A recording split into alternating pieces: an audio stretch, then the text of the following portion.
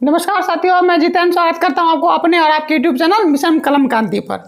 आज हम लोग एनसीईआरटी के क्लास 11th का चैप्टर 9 औद्योगिक क्रांति यानी कि इंडस्ट्रियल रेवोल्यूशन पढ़ेंगे, है ना। आप भी कहेंगे कि क्या क्रांति, चैनल का नाम भी क्रांति है, टॉपिक भी क्रांति शुरू कर रहे हैं। तो एक्चुअली मैं इतिहास का विद्यार्थी हूँ और क्रांति से मेरा कहीं ज़्यादा अटैचमेंट है। तो चलिए आज हम लोग औद्योगिक क्रांति क्या है, कब हुआ, पहले कहाँ हुआ, क्यों हुआ, क्रांति किस रूप में हुआ, कैसे इसका नेचर क्या था, कैसे हम समझ पाएंगे कि ये क्रांति है या कुछ और है।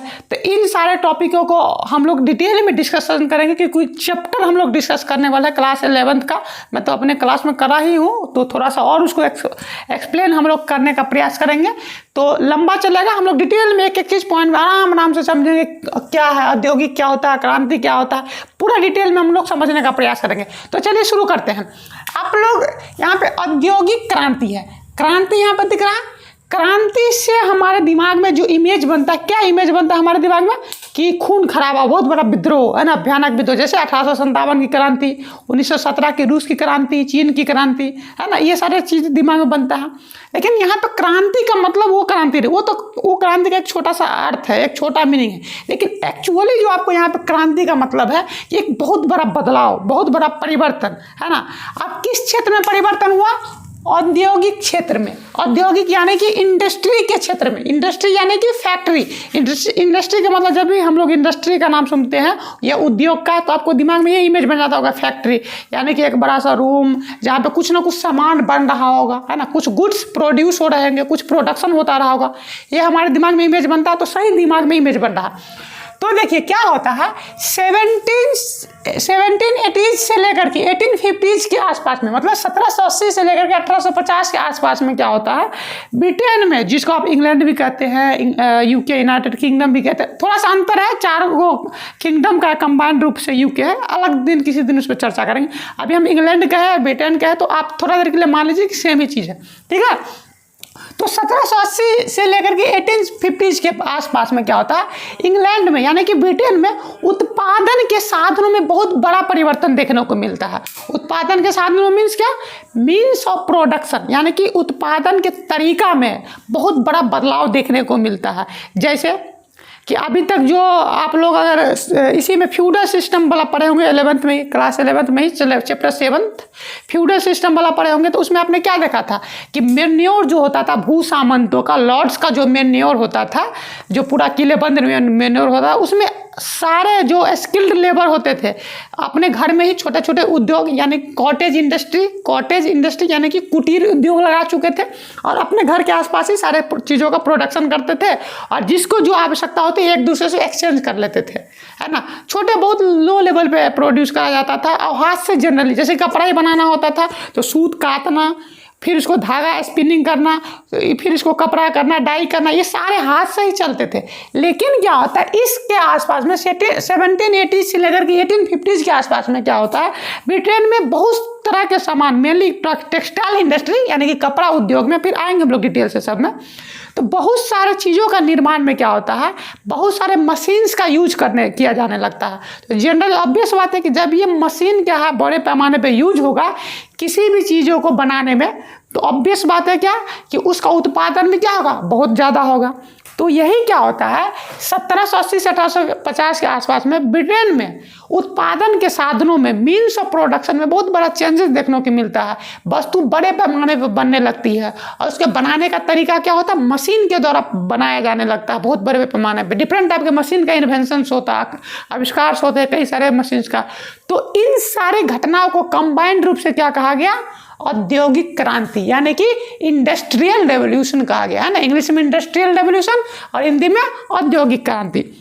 चलिए, तो ये समझ में आया कि औद्योगिक क्रांति क्या है, हमको आसान भाषा में समझ में आ गया। आप किताब जा करके पढ़ेंगे तो उसमें और थोड़ा सा डिटेल दिया गया है, उसको देख सकते हैं, पढ़ सकते हैं, और एनसीईआरटी तो प्रिपेयर करना ही है। इसके अलावा आप देखिए, ये समझ में आया औद्योगिक क्रांति। अच्छा, एक डेट आपको, कभी कभी इतिहास में कहा जाता है ना कि बहुत सारा डेट रटना पड़ता है, हिस्ट्री ज्योग्राफी बड़ी बेवफा है, रात को रटो सुबह सफा है, मतलब रटना पड़ता है, इससे कॉन्सेप्ट एकदम गलत बात है। आपसे अगर पूछे कि औद्योगिक क्रांति कब हुआ, तो इसका कोई एक डेट नहीं है, क्योंकि अब जो कोई घटना मशीन का कपड़े, यही कपड़ा बनाना है मान के चलिए, कपड़ा बनाने में कई सारे प्रोसेस है, कई सारे मशीन लगा, तो सब एक ही दिन में तो ऐसा नहीं कि आज ही मशीन बना आज सारा कुछ इससे बनने लगा, तो अलग अलग समय पे अलग अलग चीज़ें आविष्कार हो गई, तो कोई एक पार्टिकुलर डेट नहीं है इसका, कोई डेट नहीं। हाँ 1780 या 1760s के आसपास में नए नए टेक्नोलॉजी का आविष्कार होना प्रारंभ हो जाता है, चीज़ों का उत्पादन का जो तरीका था वो बदलने लगता है। आपको पूरा मुख्य रूप से वो क्या है 1850 तक आता है तो एकदम बड़े पैमाने पर दिखने लगता है कि अब मशीन मैकेनाइज हो जाता है, सारे वस्तुएं जो उत्पादन हुआ था सब मशीनीकरण सबका हो जाता है, मैकेनाइज सिस्टम हो जाता है। तो आप सीधे कब अगर हुआ तो 18वीं सेंचुरी में आप कह सकते हैं, 18वीं शताब्दी यानी कि 18th सेंचुरी। हम बायलिंगुअल लेकर के चल रहे हैं क्योंकि मुझे थोड़ा सा सीबीएसई वाले हमारे बच्चे भी है, उनका भी ध्यान रखना है ना, तो बायलिंगुअल हम बोलेंगे, इंग्लिश हिंदी दोनों बोलते जाएंगे। फिर अभी अगर किसी चीज़ को लेकर के डाउट रहेगा तो आप कमेंट सेक्शन में बोलिएगा, हम उसको फिर एक्सप्लेन कर लेंगे, आंसर दे देंगे। तो 18वीं शताब्दी में 18th सेंचुरी का मतलब बता चुके हैं क्लास में पहले भी, है ना, कि 1700 से लेकर के क्या हो जाएगा 1799 ईस्वी या एडी का जो काल पीरियड ये क्या कराएगा 18वीं शताब्दी। तो औद्योगिक क्रांति कब दिखता है, कब होने लगता है, तो 18वीं शताब्दी में, क्योंकि इसका कोई एक पार्टिकुलर डेट नहीं होगा।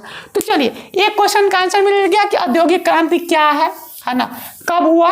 तो आप देखें कि इस टाइम पीरियड में 1780 से लेकर के 1850 के आसपास में, यानी कि 18वीं शताब्दी में प्रारंभ हुआ। ठीक है, 18वीं शताब्दी में औद्योगिक क्रांति प्रारंभ हुआ। कोई दिक्कत नहीं, इतना समझ में आ गया होगा हमको लगता है। अच्छा, आप इसको भी मिटा, जो होता चलेगा हम उसको मिटाते चलेंगे, क्योंकि फिर हम लोग आगे चर्चा करेंगे एक एक पॉइंट को लेकर के। अच्छा, ये जो औद्योगिक क्रांति है या इंडस्ट्रियल रेवोल्यूशन शब्द है, ये जो शब्द है इसको पहली बार किसने यूज किया था? इंडस्ट्रियल रेवोल्यूशन जो वर्ड है उसको पहली बार किसने यूज किया था? तो आप लोग एक नाम आप लोग आराम से बोले होंगे, क्या? टायनबी, अर्नोल्ड टायनबी, यही बोले होंगे ना, इंग्लिश में भी टायनबी होता है। टायनबी ने यूज करा था, तो लेकिन ये आधा सच है, पूरा गड़बड़ी है, पूरा सही नहीं है। देखिए टायनबी साहब जो थे, अर्नोल्ड टायनबी, वो इंग्लिश में इन शब्द को इंडस्ट्रियल रेवोल्यूशन, जिसका हिंदी ट्रांसलेशन औद्योगिक क्रांति है, ये इंग्लिश में क्या कर रहे थे? टायनबी साहब जो है इंडस्ट्रियल रेवोल्यूशन शब्द का उन्होंने उपयोग करा था, अंग्रेजी में यूज करा था। कब? जब इन्होंने देखा कि 1720 से लेकर के 1830 तक, 1830 के आसपास में जो इंग्लैंड है, जो ब्रिटेन है, उसमें उत्पादन के साधनों यानी कि मीन्स ऑफ प्रोडक्शन में बहुत बड़े बड़े चेंजेस देखने को मिला। तो उस पूरे चेंज को डिनोट करने के लिए उन्होंने एक वर्ड का अंग्रेजी में यूज किया। क्या था वो वर्ड? Industrial revolution. किन्होंने? टायनबी साहब ने। लेकिन टायनबी साहब से पहले भी क्या है, कई सारे व्यक्ति हुए जिन्होंने क्या करा था? औद्योगिक क्रांति यानी कि इंडस्ट्रियल रेवोल्यूशन शब्द का प्रयोग किया था, लेकिन वो अपने अपने अलग अलग क्षेत्रों में, जैसे कि फ्रांस में। अच्छा, तो औद्योगिक क्रांति शब्द का इंग्लिश में सबसे पहले किन्होंने यूज करा था? टायनबी ने। अर्नोल्ड टायनबी साहब ने क्या करा था इसको? अर्नोल्ड टायनबी साहब ने क्या करा था? इसको यूज किया था। ये बहुत बड़े विद्वान थे इंग्लैंड के, ब्रिटेन के। ये ऑक्सफोर्ड यूनिवर्सिटी जो जानते हैं बहुत पॉपुलर यूनिवर्सिटी है, उसके प्रोफेसर थे। वहाँ इन्होंने बहुत सारे लेक्चर्स दिए कि इंग्लैंड में कैसे, क्यों, कब बदलाव आया, ये चेंजेस दिख रहा है अलग अलग चीज़ों में, कैसे सामंती प्रथा से, मैन्योर सिस्टम से आकर के लोग क्या है अलग फैक्ट्री सिस्टम में आ गए। अभी आएंगे हम, सारा पॉइंट लिखा हुआ, एक एक डिटेल आराम से चलेंगे, 2-3 वीडियो में इसको कवर करेंगे आराम से। टोटल क्या हुआ, फिर औद्योगिक क्रांति का क्या हुआ, कैसे, क्या क्या कारण थे, फिर इसका परिणाम क्या हुआ, समाज पे क्या इफेक्ट पड़ा, समाज में नए परिवर्तन, सोसाइटी में नए सोशल इकोनॉमिकल चेंजेस क्या देखने को मिले, ये सब हम लोग विस्तार से डिटेल में चर्चा करेंगे। फिलहाल अभी समझते हैं। तो टायनबी साहब ऑक्सफोर्ड यूनिवर्सिटी के प्रोफेसर थे। उन्होंने 1720 से लेकर 1830 के बीच में जो ब्रिटेन यानी कि इंग्लैंड में जो भी चेंजेस देखा, उन सारे चेंजेस को एक नाम देने के लिए क्या यूज करा था? इंडस्ट्रियल रेवोल्यूशन शब्द यूज किया था इंग्लिश में। ये बहुत बार इन चीज़ों का पूरा डिटेल में एक्सप्लेन किए थे। तो इनकी जब ये डेथ हो जाती है 1883 में, हाँ 1883 में क्या इनकी डेथ हो जाती है, तब जाकर के 1840s में क्या होता है, इनके जो भी स्पीच थे, इन्होंने अलग अलग जगहों पे अपने लेक्चर्स दिए थे, यूनिवर्सिटीज़ में लेक्चर दिए थे, तो उन सब को एक जगह कंबाइंड करके एक बुक का नाम दे दिया गया था। उस बुक का क्या नाम था? Lectures on the industrial revolution in England, है ना। इसको लिखना क्या? Lectures on the industrial revolution in England नाम का पुस्तक था, जिसमें इन्होंने क्या बताया था कि कैसे इस टाइम पीरियड में ब्रिटेन में बहुत सारे चेंजेस देखने को मिला, है ना। तो ये हमने एक चैप्टर कर दिया कि किसने यूज किया, तो टाइनबी साहब का चैप्टर समाप्त, है ना। इनके नाम से कौन सा बुक था? Lectures on the industrial revolution in England, popular addresses, notes on other fragment. तो ये था, देखिए। लेकिन ये टाइनबी साहब से पहले भी, अर्नोल्ड टाइनबी से पहले भी कई लोग हुए जिन्होंने क्या करा था? इंडस्ट्रियल रेवोल्यूशन यानी कि औद्योगिक क्रांति शब्द का प्रयोग करा था, जिसमें से आपको फ्रांस के, है ना, फ्रांस में आपको थे कौन? जॉर्जिस मिसले, है ना। नाम इनका है जॉर्जिस, GEOR क्या है, जॉर्जिस मिसले, जॉर्जिस मिसले, MICHELE, है ना। जॉर्जिस मिसले, टी साइलेंट है यहाँ पे। जॉर्जिस मिसले ये फ्रांस में यानी कि फ्रेंच में, इन्होंने फ्रेंच भाषा में क्या करा था? औद्योगिक क्रांति शब्द का यूज करा था, है ना, फ्रेंच भाषा में। फिर आपको आ जाइए जर्मनी में, ये तो जर्मन, फ्रांस में हो गया। जर्मनी में, जर्मन में यानी कि जर्मन भाषा में जर्मनी के एक व्यक्ति थे, उनका नाम था फ्रेडरिक एंजेल्स, है ना। आप एंजेल्स याद रख लीजिए, एंजेल्स। इंग्लिश नाम तो ठीक है, हिंदी इंग्लिश में लिखे कोई फर्क नहीं पड़ता। फ्रेडरिक एंजेल्स, इन्होंने क्या करा था? जर्मन भाषा में औद्योगिक क्रांति शब्द का प्रयोग करा था। उनका भी भावार्थ यही था कि बहुत सारा जो चेंजेस देखने को मिला था वही। तो एक क्वेश्चन का हमारा आंसर मिल गया कि सबसे पहले किन्होंने करा, तो फ्रांस में आपको जॉर्जिस मिसले ने, और जर्मन में एंजल्स ने, और इंग्लिश भाषा में किन्होंने यूज करा था? अर्नोल्ड टाइनबी ने। उनकी एक पुस्तक भी हम लोगों ने देख लिया था, lectures on the industrial revolution in England, popular notes जो भी है, इतना करके। तो ये सारी चीज़ें थी। तो चलिए हम जो होता चलता उसको मिटाते। तो किसने यूज करा था फर्स्ट टाइम इस वर्ड को? तो ये हम लोगों ने देख लिया। अब अगला टॉपिक आपको यहाँ पे दिख रहा है, identification of industrial revolution.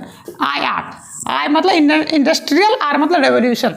Identification, कैसे पहचानेंगे, कैसे कि अच्छा भाई ये घटना जो है यहाँ से हम कह देंगे नहीं ये इंडस्ट्रियल रेवोल्यूशन है।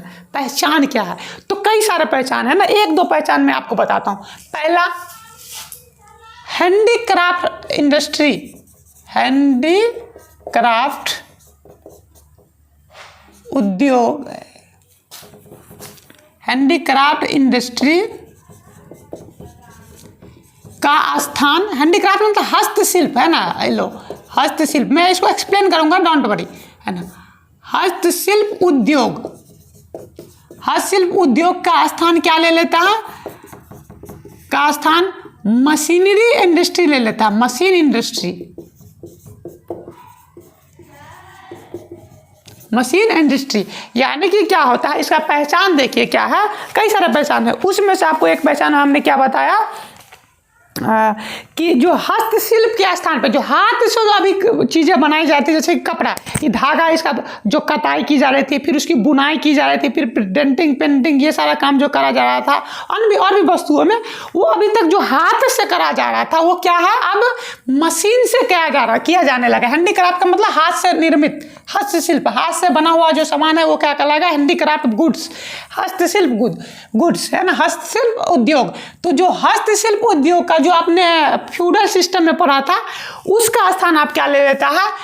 मैकेनाइज इंडस्ट्री ले लेता है। यानी कि शक्ति, पावर से, इलेक्ट्रिक मतलब स्टीम पावर से, और भी कई तरह के पावर, कोल पावर से चलने वाली इंडस्ट्री ले लेता है। तो हस्तशिल्प का स्थान कौन ले लेता है?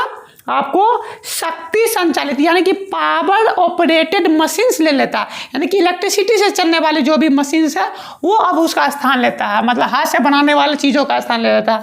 अच्छा, एक ये हो गया पहचान। दूसरा इसका पहचान देख लीजिए क्या होता है।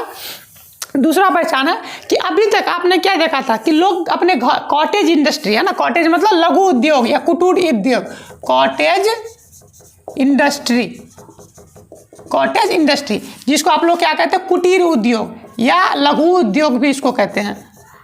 उद्योग का मतलब जहाँ पे कुछ वस्तु बन रहा हो, इंडस्ट्री का मतलब वही जहाँ पे कुछ बन रहा हो, ठीक है। तो लघु उद्योग ये क्या होता है, कॉटेज इंडस्ट्री में आप लोगों ने क्या देखा था कि लोग अपने घर में सारे परिवार मिल रहे, कुछ कोई कताई कर रहा, कोई बुनाई का काम कर रहा। कताई का मतलब आपको हो गया स्पिनिंग, स्पिनिंग हुआ, कोई वीविंग कर रहा, वीविंग स्पिनिंग का मतलब कताई, रुई जो है रुई को कताई कर करके क्या कर रहा है, धागा बना रहा है। कुछ बुनाई कर रहा, उस धागा को कपड़ा का शेप दे रहा है। कुछ पेंटिंग का काम कर रहा, मतलब कि सभी लोग अपने अपने घर से अलग अलग चीज़ें बनाते थे, तो घर से उद्योग चलता था। अब क्या चीज़ें हो जाती है, फैक्ट्री सिस्टम का फैक्ट्री सिस्टम इंट्रोड्यूस होता है ब्रिटेन में। फैक्ट्री सिस्टम क्या होता है, इसमें क्या होता है, लोग अब घर से काम नहीं करते हैं, किसी एक पार्टिकुलर जगह पर सभी लोग आकर के इकट्ठा होते हैं और सब क्या है, मशीन से चलने वाली जो पावर से चलने वाली जो मशीन्स होती है उसके माध्यम से वस्तुओं को एक जगह इकट्ठा होकर के क्या करते हैं, बनाना प्रारंभ करते हैं। यही क्या कहलाता है, फैक्ट्री सिस्टम।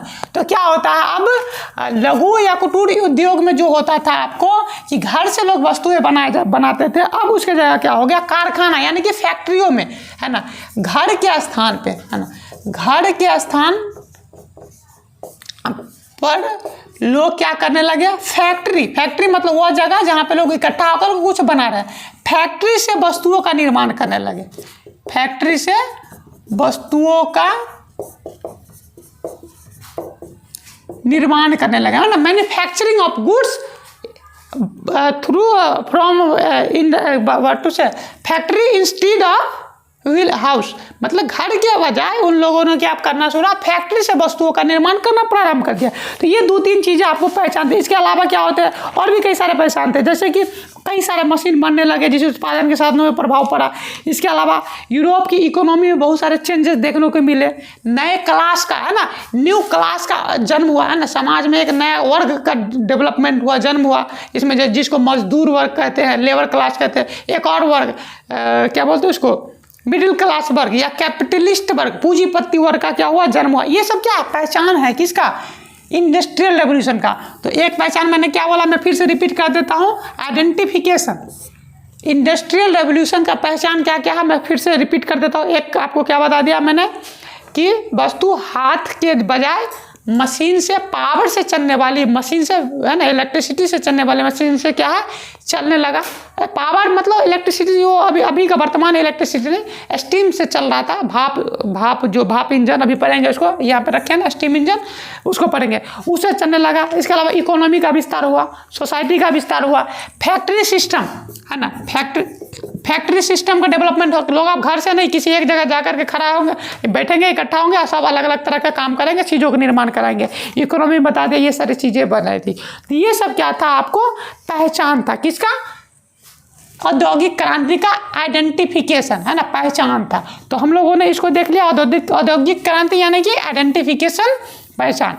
अच्छा, अब अगला क्वेश्चन आता है कि भाई सबसे पहले कहाँ हुआ औद्योगिक क्रांति, जो इंडस्ट्रियल रेवोल्यूशन है, सबसे पहले कहाँ हुआ।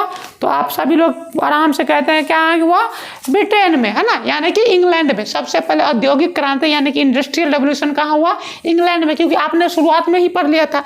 तो सबसे पहले कहाँ हुआ था, ब्रिटेन में, जिसे इंग्लैंड भी हम लोग कहते हैं। अंतर है थोड़ा सा, बाद में किसी दिन ज्योग्राफी में चर्चा करेंगे। Why first industrial revolution occurred in Britain, तो ब्रिटेन में ही आखिर क्यों हुआ औद्योगिक क्रांति, है ना। यूरोप में तो बहुत सारे देश थे, है ना, इंडिया में क्यों नहीं हुआ, अन्य यूरोप के और भी, फ्रांस था, जर्मनी था, उन सारे कंट्रीज में क्यों नहीं हुआ। तो देखिए, इसके एक नहीं बहुत सारे कारण थे कि ब्रिटेन में ही क्यों हुआ। तो पहला कारण देखिए, बहुत सारे कारण थे, उसमें से पहला कारण एग्रीकल्चर रेवोल्यूशन।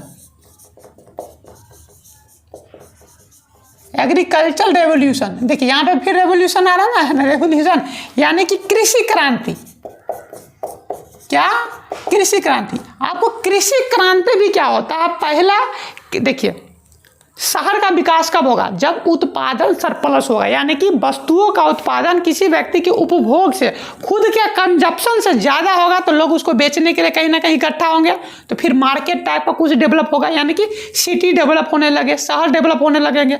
फिर शहर से लोगों को लगा कि नहीं कुछ पैसा आने लगे, तो फिर दिमाग अलग अलग तरह से चलने लगा कि नहीं इस चीज़ों को यहाँ भी लगाया जा सकता है ना। ये हमने चावल उपजाया, बदले में हम लोग गेहूँ लिया, फिर इसके अलावा बदले में हमको अगर कैश मिल रहा है तो फिर उस पैसा को कहीं और इन्वेस्ट कर दे। तो इस तरह से तो एग्रीकल्चर रेवोल्यूशन जब हुआ, प्रोडक्शन ज़्यादा होने लगा, तो दिमाग में सोच अलग अलग तरह के आने लगे कि अच्छा ये प्रोडक्शन ज़्यादा हो रहा है, क्योंकि एग्रीकल्चर रेवोल्यूशन हो गया था यूरोप में, ब्रिटेन में ही पहले। एग्रीकल्चर रेवोल्यूशन का मतलब क्या? वही कि एग्रीकल्चर करने के तरीके में एकदम बहुत सारा कंप्लीटली चेंज आ गया। हल, पहले लकड़ी वाले हल के स्थान जो स्ट्रॉन्ग हल ने ले लिया था।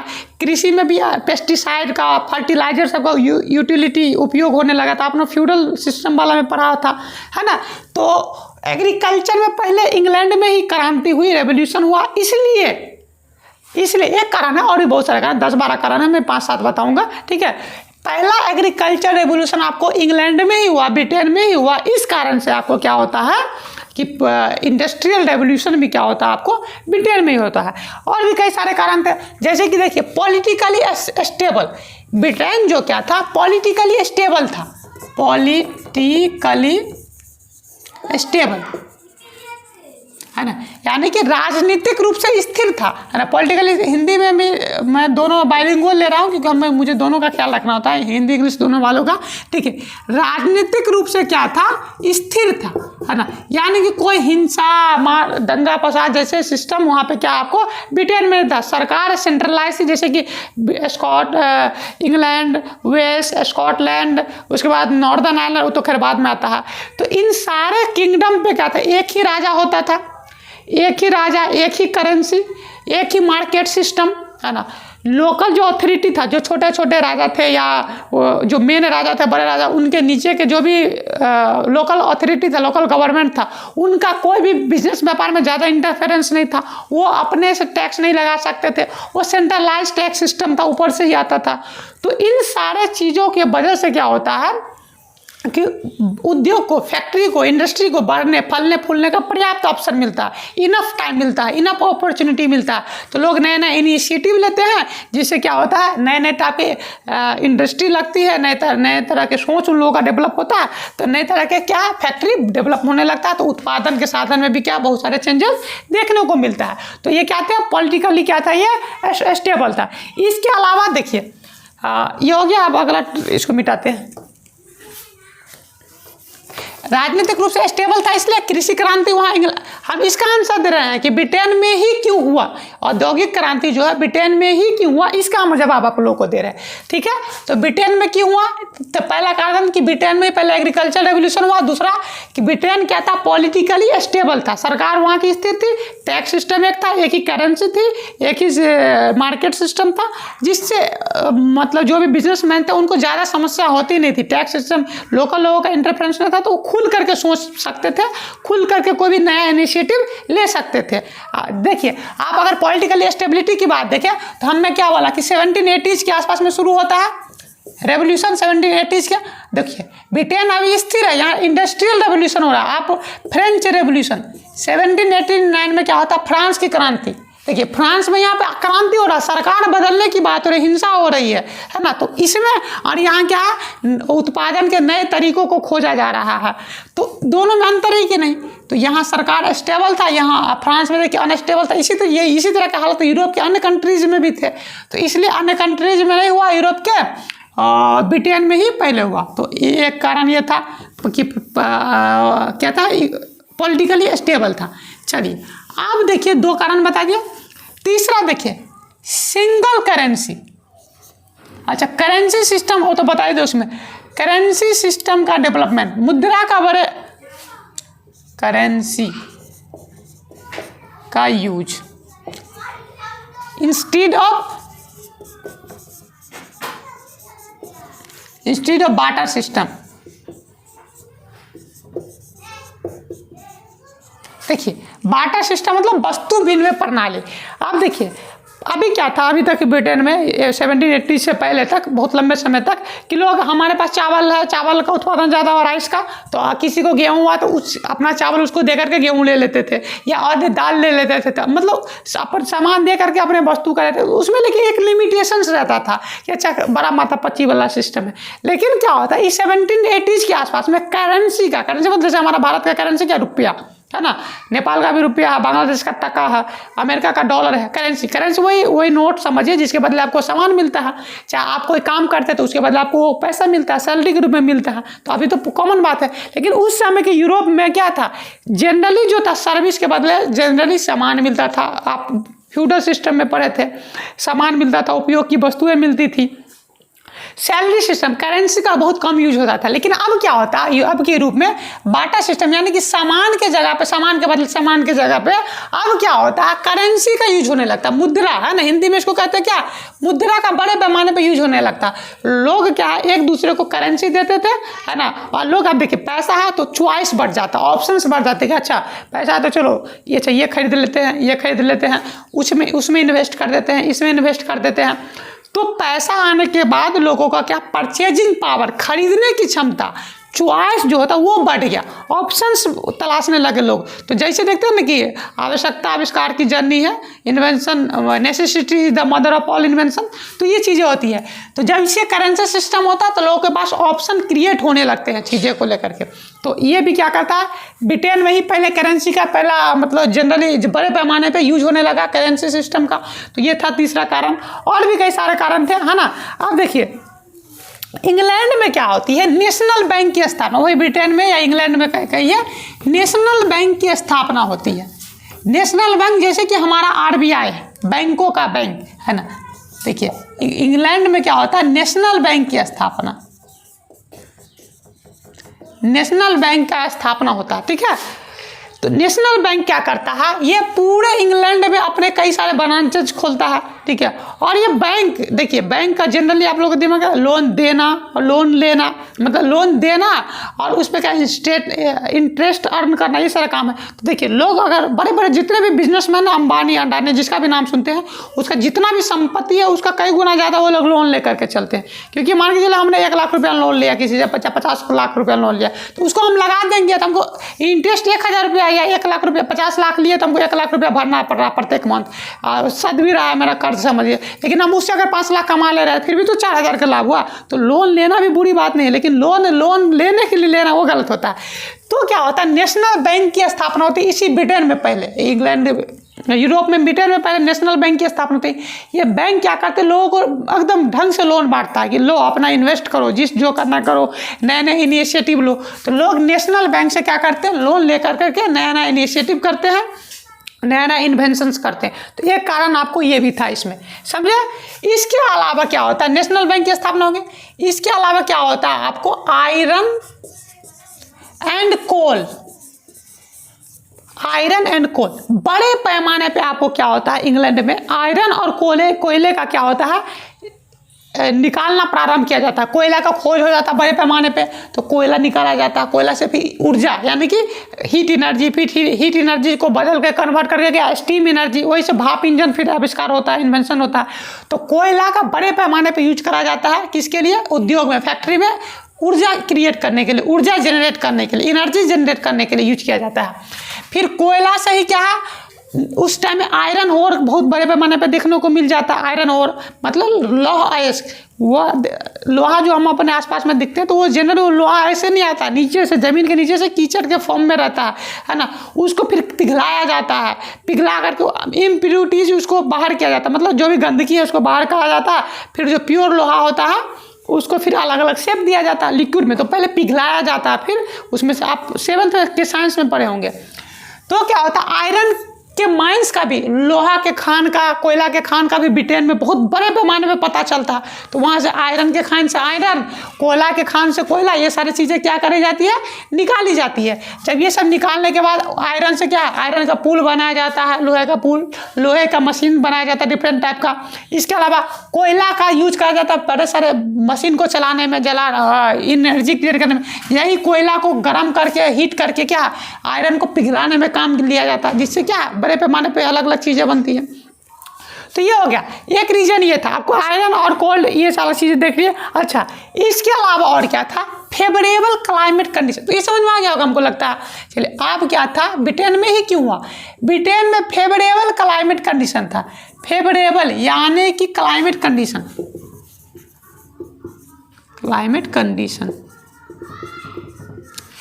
जिस इंडस्ट्री को ग्रो करने के लिए, है ना, उसको पनपने के लिए, फलने फूलने के लिए, बढ़ने के लिए जिस लेवल का क्लाइमेट चाहिए था, जो भी वस्तुएं चाहिए था, वो आपको क्या होता है, इंग्लैंड में बड़े पैमाने पे इजीली अवेलेबल था।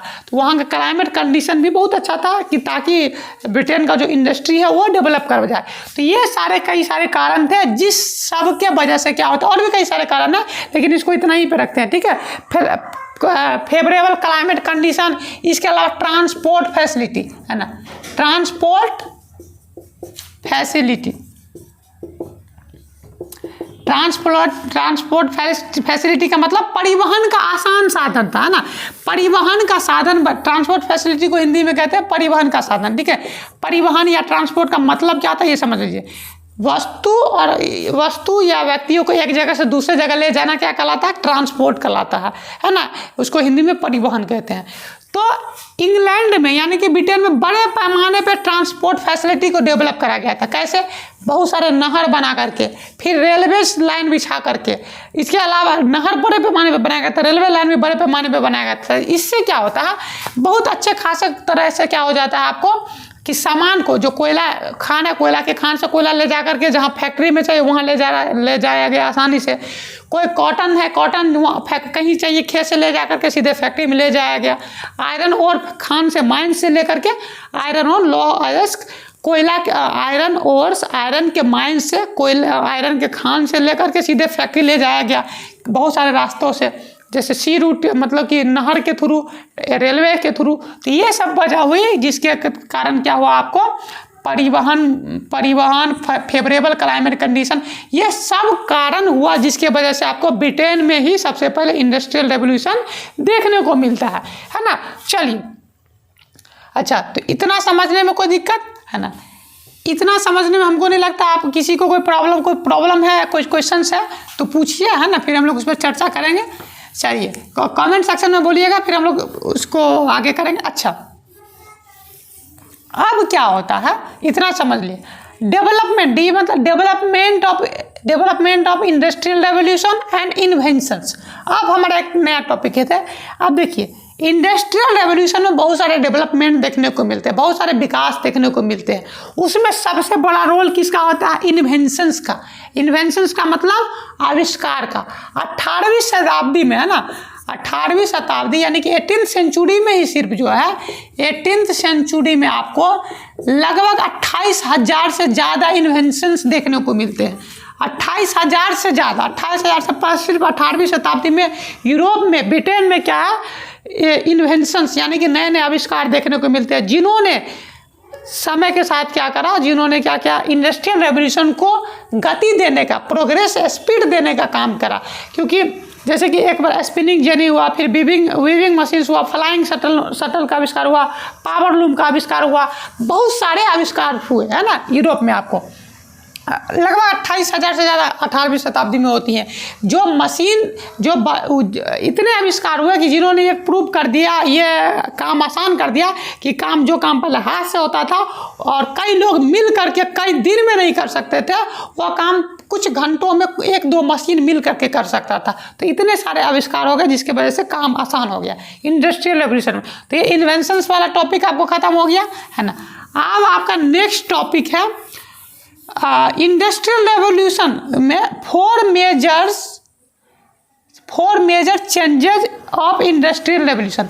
इंडस्ट्रियल रेवोल्यूशन के कारण या इंडस्ट्रियल रेवोल्यूशन में के वजह से 4 बड़े चेंजेस आपको यूरोप में देखने को मिलते हैं, है ना। बहुत सारे होते हैं चेंजेस, या इंडस्ट्रियल रेवोल्यूशन में 4 चेंजेस क्या अलग अलग, या इंडस्ट्रियल रेवोल्यूशन के वजह से यानी कि औद्योगिक क्रांति के वजह से 4 बड़े, कई सारे चेंजेस हैं। मैंने 4 पॉइंट में उसको क्लियर करने का प्रयास किया कि 4 बड़े चेंजेस क्या थे वो बताते हैं।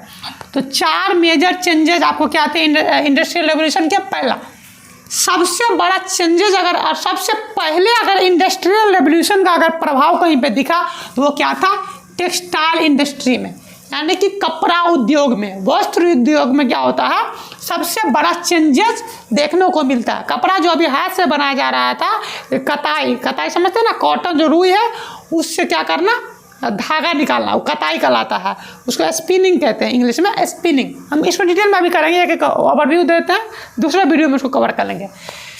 फिर स्टीम पावर, यानी कि जो वस्तु, जो मशीन जो चलने वाला था वो हाथ से नहीं, अब स्टीम, भाप, समझते हैं स्टीम। आपको देखना तो कुकर का सीटी देख लीजिए, कैसे भाप इतना भारी कुकर के सीटी को क्या है, उठा देता है, एक बार नहीं कई बार उठा देता है। भाप जो होता है स्टीम, जिसको हम लोग भाप कहते हैं हिंदी में, बहुत पावरफुल होता है। उसको कुकर कितना मारो, किसी को फेंक करके मारो कपार फूट जाएगा, उसको उठा देता है। तो लोगों ने ऑब्जर्व किया उस समय के लोगों ने, तो दिखा क्या कि स्टीम का यूज हम लोग क्या कर सकते हैं, पावर के रूप में भी, पावर जनरेट करने के लिए भी कर सकते हैं। स्टीम पावर का डेवलपमेंट होता है हाइड्रो पावर, हाइड्रो मतलब पन बिजली, हाइड्रो पानी से भी पावर जनरेट होता है। कैसे होता है वो भी हम लोग देखेंगे। इसके अलावा तो इसमें चेंजेस देखना, हम पूरा एक एक पॉइंट डिटेल में करेंगे, डोंट वरी, अगला वीडियो में करेंगे। कोल एंड आयरन में क्या चेंजेस देखने को मिलता है, कोयल मतलब कोयला और आयरन मतलब लोहा उद्योग, लोहा के उद्योग, कोयला और लोहा उद्योग में भी चेंजेस देखने को मिलता है औद्योगिक क्रांति के टाइम पीरियड में, या औद्योगिक क्रांति की वजह से, या औद्योगिक क्रांति का 4 कारण कह सकते हैं। तो ये था कोल एंड आयरन इंडस्ट्री। दूसरा क्या, ट्रांसपोर्ट फैसिलिटी, ट्रांसपोर्ट फैसिलिटी में भी क्रांतिकारी परिवर्तन देखने को मिलते हैं, बहुत बड़ा रेवोल्यूशन देखने को मिलते हैं। उसमें कैनाल्स, कैनाल्स का मतलब होता है नहर, डिफरेंट टाइप के क्या नहरें बनाई जाती है।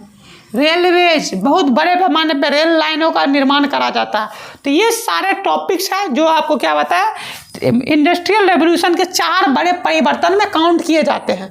तो ये 4 बड़े परिवर्तन क्या, हम लोग एक एक करके इसको नेक्स्ट वीडियो में इसको डिस्कस करेंगे। तो अभी आप लोग क्या करेंगे, इसको जितना आपने देखा ध्यान से इसको सुनिए, जाकर के जो आपका NCERT किताब है उसको पढ़िए, है ना, फिर डाउट कुछ रहेगा तो उसको हम लोग डिस्कस करेंगे। अच्छा, ये सारी चीज़ें हम अगले वीडियो में इन सब चीज़ों को डिस्कस करेंगे, तब तक आप पढ़िए। और हाँ, क्लास वाले बच्चे आप लोग क्या करेंगे, इसको पढ़ेंगे और पहले ये समझेंगे, किताब भी पढ़ेंगे, फिर हम लोग क्लास में इस सारे क्वेश्चंस पे, सारे चीज़ों पे डिस्कस कर लेंगे, ठीक है।